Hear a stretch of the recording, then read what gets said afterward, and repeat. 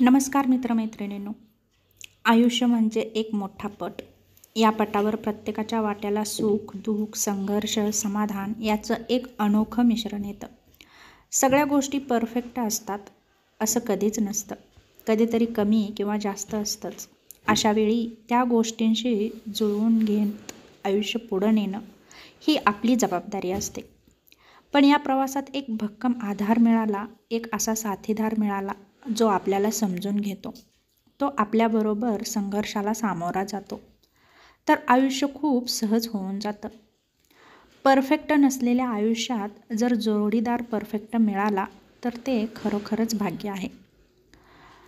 जोडीदाराचं perfect असणं म्हणजे तो श्रीमंत, सुंदर किंवा समाजानं मान्य केलेल्या चौकटीत बसणारा असावा असं मुळीच नाही. जो आपलं मन जाणतो, आपल्या भावना समजतो आणि त्याला महत्त्व देतो, तोच खरा जोडीदार असतो. संसारात अनेक संकटं, छोट्या मोठ्या अडचणी येत असतात, पण अशावेळी जो जोडीदार आपल्यासोबत खंबीरपणे उभा राहतो, तोच नातं टिकवू शकतो. आपल्या जोडीदाराला जसं आहे तसं स्वीकारणं खूप महत्त्वाचं आहे. प्रत्येक व्यक्तीमध्ये उणिवा असतातच. त्यावर बोट ठेवून त्या उणिवाचं ओझं वाढवत नेण्यापेक्षा त्या उणिवा स्वीकारून त्यासोबत आयुष्याची गाडी पुढं नेणं हेच खऱ्या नात्याचं सौंदर्य आहे. प्रेम नात्याचा आत्मा म्हणजे प्रेम. कोणत्याही अडचणीवर प्रेमाने मात करता येते. एकमेकांना सन्मान देणं नात्याला मजबूत करतं. विश्वासाचा पाया मजबूत असेल तर नातं कधीच कोलमडत नाही. एकमेकांसाठी समर्पित असणं हे नात्याचं खरं बळ आहे. आयुष्याचा प्रवास कितीही कठीण असला तरी आपल्याबरोबर जोडीदार असेल तर सायकलवरचा प्रवासही सुखाचा वाटतो.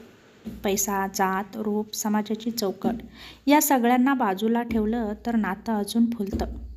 कारण त्यात फक्त प्रेम आणि प्रेमच असतं.